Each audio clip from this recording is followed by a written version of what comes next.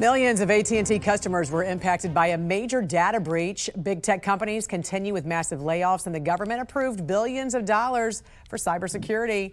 Joining us this morning to discuss the latest cybersecurity headlines is cybersecurity expert and attorney Leeza Garber. Leeza, welcome to the National Desk. Good to see you again.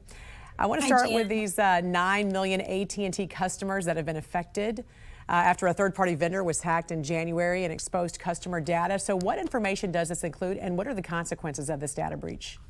This AT&T breach hit 9 million customers, as you said, and all of these people should be aware of security alerts hitting their inboxes likely over the next couple of months. While the information taken wasn't what's usually considered the most sacred, like credit card numbers or social security numbers, it did include your cell phone number, your mobile account numbers, perhaps some activity related to your account. This was all stolen from a marketing vendor for AT&T.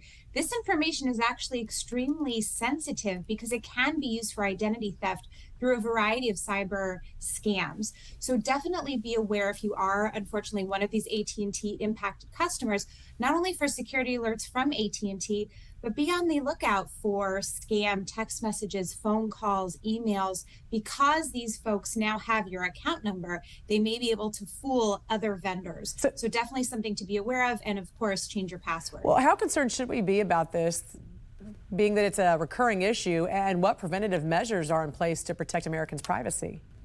It is certainly a recurring issue. This breach just comes on the tails of another massive telecom breach, T-Mobile, back in 2021. They're still dealing with the fallout from that, having settled for hundreds of millions of dollars with the affected consumers. We do have privacy protections in place in this country. The FTC enforces them. But for consumer privacy, it's all on a state-by-state basis. We need to do better in this country. Of course, nobody can be completely sealed off from cyber attacks, but these companies that hold very valuable data should be aware of how much they need to invest in cybersecurity in a proactive way. Yeah, one of those companies is Meta, the parent company of Facebook, and it's already set to undergo 10,000 more layoffs this week. We know tech giants Alphabet, Amazon also making these big cuts. You know, we've been seeing big tech layoffs making headlines for months now. Do you see this continuing?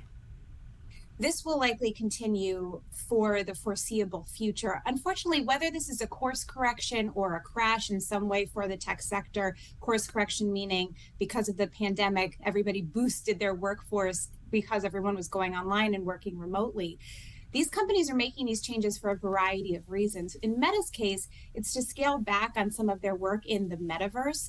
It's also to scale back on some of the massive hiring they've done recently. As your last reporter said, we had over 10,000 people laid off last year. We're looking at over 10,000 more this year.